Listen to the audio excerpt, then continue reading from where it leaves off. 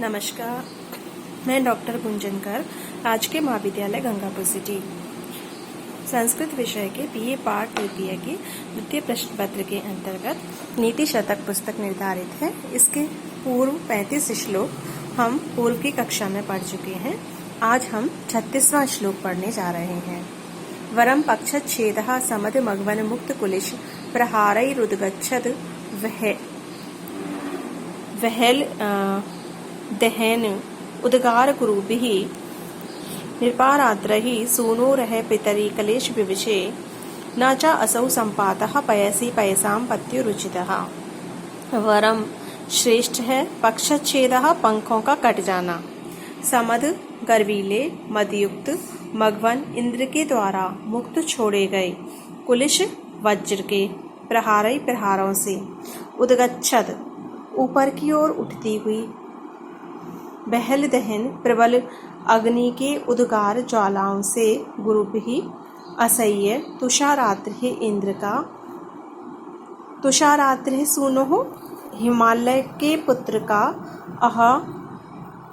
अरे पितरी पिता के कलेश विविशे कलेश से पीड़ित होने पर, कलेश से दुखी होने पर, ना नहीं चा और असौ संपातः वह डूब जाना, पयसी जल में, पयसाम पत्युः समुद्र के जल में डूब जाना, उचितः उचित ना यानी नहीं है, उचित नहीं है।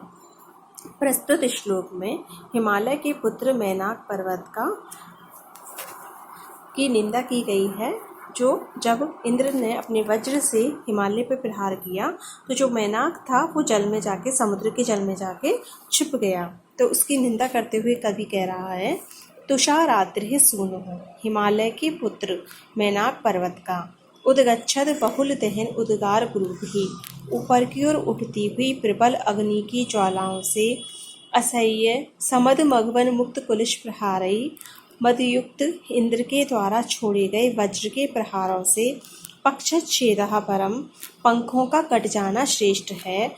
किंतु पितरि कलेश विविशे पिता के कलेश से विपत्तिग्रस्त होने से या कलेश से पीड़ित होने पर, पयसाम पत्यु पयसी समुद्र के जल में, असौ संपाता वह डूबना, न उचितः उचित नहीं है।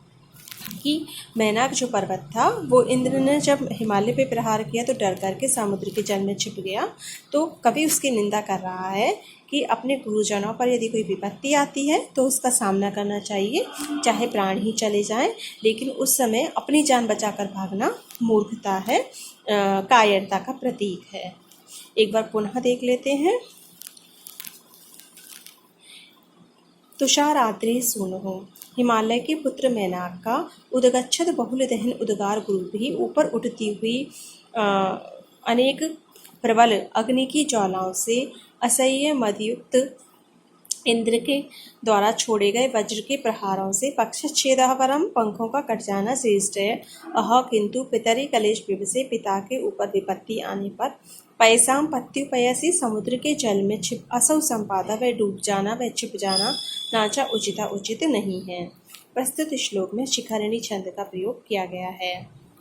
चा सौ में चा प्लस असौ दीर्घ संधि है। पत्युरुचितः पत्यु प्लस उचितः विसर्ग संधि का प्रयोग किया गया है। आगे बढ़ते हैं। यद अचेतनो अपि पादः स्पृष्टः प्रज्वलति सवितु इनकांतः तत्तेजस्वी पुरुषः प्रकृत विकृतिं कथम सहते। यद जो अचेतनो अपि अचेतन भी, पाद यानी किरणों से, स्पृष्टः स्पर्श पाकर, प्रज्वलित हो जाती है, जल जाती है, सवितु सूरज के, इनकांतः चंद्र सूर्यकांत मणि, तत् वह तेजस्वी पुरुषः वह तेजस्वी पुरुष, प्रकृत विकृतिम दूसरे के द्वारा किए गए अपमान को कथम सहते कैसे सहन कर सकते हैं। कवि कह रहा है कि यद अचेतना अपि इनकांतः जो अचेतन होने पर भी जो सूर्यकांत मणि है वो सवितु पादे स्पृष्टः प्रज्वलति सूरज की किरणों से छू जाने पर जलने लगती है। जो सूर्यकांत मणि होती है उस पर अगर सूरज की किरणें पड़ जाती हैं तो वो चमक उठती है, उसमें से आग सी निकलने लगती है। तो जो अचेतन भी सूर्यकांत मणि है वो सूरज की किरणों से स्पर्श पा करके प्रज्वलित हो जाती है। तत् तेजस्वी पुरुष, तो तेजस्वी पुरुष प्रकृत विकृतिम कथम सहते, दूसरे के द्वारा किए गए अपमान को कैसे सहन कर सकता है। अर्थात दूसरे के द्वारा, जो तेजस्वी स्वाभिमानी पुरुष होते हैं वो अन्य के द्वारा किए गए अपमान को सहन नहीं कर सकते।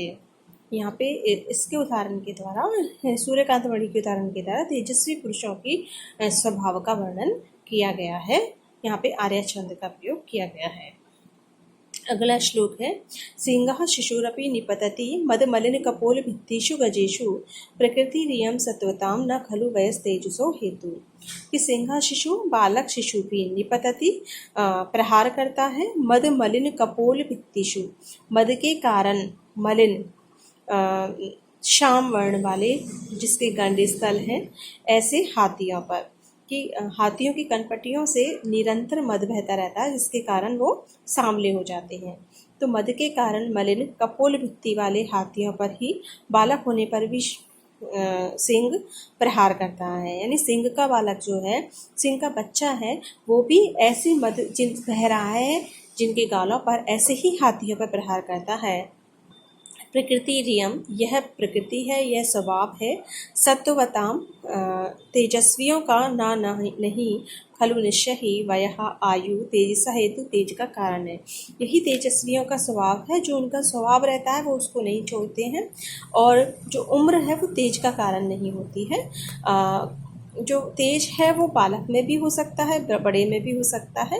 कि बालकों में तेज नहीं होगा तो यहाँ उम्र किसी तेज का कारण नहीं है, ऐसी बात नहीं है। कभी ये कहना चाह रहा है कि जो तेजस्विता है वो जन्म से ही होती है।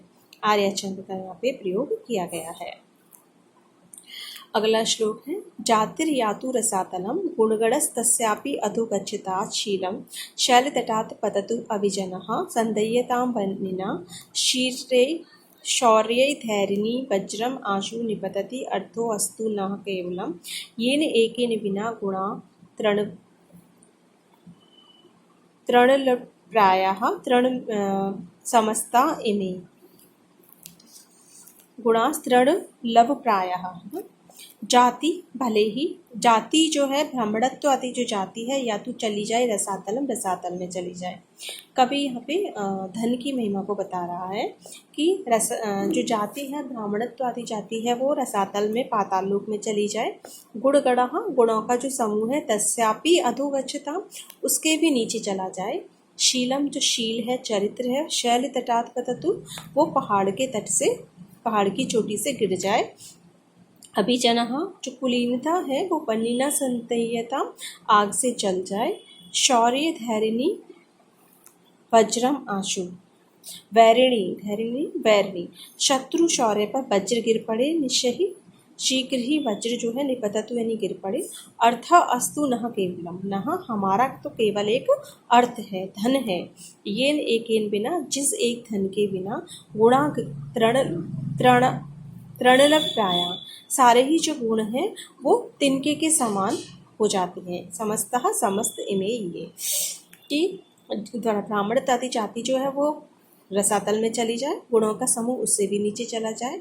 चरित्र जो है वो पर्वत की चोटी से गिर जाए। कुलीनता, आग से जल जाए। शत्रु शौर्य, वज्र पर जल्दी ही वज्र गिर पड़े। हमारा तो केवल एकमात्र अर्थ है, जिस एक अर्थ के बिना, जिस एक धन के बिना सारे जो गुण हैं वो तिनके के समान हो जाते हैं। तो धन की महिमा बताई है, क्योंकि वैसे भी जिसके पास धन नहीं होता है उसको कोई नहीं पूछता है, तो इसलिए जो कवि ने यहाँ पे धन की महिमा बताई है। एकेन बिना, बिना के युग में यहाँ पे तृतीय विभक्ति का प्रयोग किया है। तस्यापि अधो, तस्य प्लस अपि में दीर्घ है, अपि प्लस अधो में यण संधि का प्रयोग किया गया है। निपततु अर्थः, निपततु अर्थः में यण है, अर्थः प्लस अस्तु में पूर्व संधि का प्रयोग किया गया है। आगे शार्दूल विपरीतम छंद है यहाँ। अगला श्लोक है हमारा, तानि इंद्रियाणि सकलानि तदेव कर्मसा बुद्धि अप्रतिहता वचनम तदेव अर्थोष्मणा वहिता पुरुषा साएव तु अन्यः क्षणेन भवतीति विचित्रमेतत्। तानि इंद्रियाणि, वे ही इंद्रियां हैं, वे ही हमारी पंच ज्ञान इंद्रियां, कर्म इंद्रियां हैं। सकलानि, संपूर्ण। तदेव कर्म, वही कर्म है। सा बुद्धि, वही बुद्धि है। अप्रतिहता वचनम, वही अव्याहत वचन है जो पहले कहे गए थे, तदे वही है। अर्थोष्मणा, अर्थ की गर्मी से, धन की गर्मी से, रहिता पुरुषा, रहित पुरुष, सा एव वही पुरुष, तु तो अन्यः दूसरा हो जाता है, क्षणेन क्षणभर में, भवति इति हो जाता है। इस प्रकार विचित्रमेतत् है, विचित्र है। यानी वही पुरुष जब धन होता है तो उसकी खूब मूल्य होता है, उसका सब आदर करते हैं। लेकिन अगर वही पुरुष के पास धन नहीं रहता है तो उसको कोई नहीं पूछता है। तो वही उसकी संपूर्ण इंद्रियां हैं, वही उसका कर्म है, वही उसकी बिना किसी विघ्नों वाली बुद्धि है, वही वचन है। लेकिन अर्थ की गर्मी से रहित जो पुरुष है, जब उस पर धन नहीं रहता, वही पुरुष जो है वो क्षण भर में दूसरे के समान हो जाता है, उसको कोई नहीं पूछता है। ये बड़ी विचित्रता की बात है। तो धन की महिमा को यहाँ बताया गया है कि कुछ वही धन होने पर उसी पुरुष की वैल्यू हो जाती है, उसी पुरुष का मूल्य हो जाता है, और जब धन रहित हो जाता है तो उसके प्रति सभी का नज़रिया बदल जाता है। यहाँ पर वसंतरी का छंद का प्रयोग किया गया है। अर्थोष्मणा, अर्थ प्लस उष्मणा गुण संधि है। भवति प्लस इति दीर्घ संधि का प्रयोग किया गया है। त्वन्यः, तु प्लस अन्यः यड़ संधि है। तानीन्द्रियाणि, तानि प्लस इंद्रियाणि, इंद्रियाणि, यहाँ पे दीर्घ संधि का प्रयोग किया गया है। आज की कक्षा में हम लोग इतना ही पढ़ेंगे।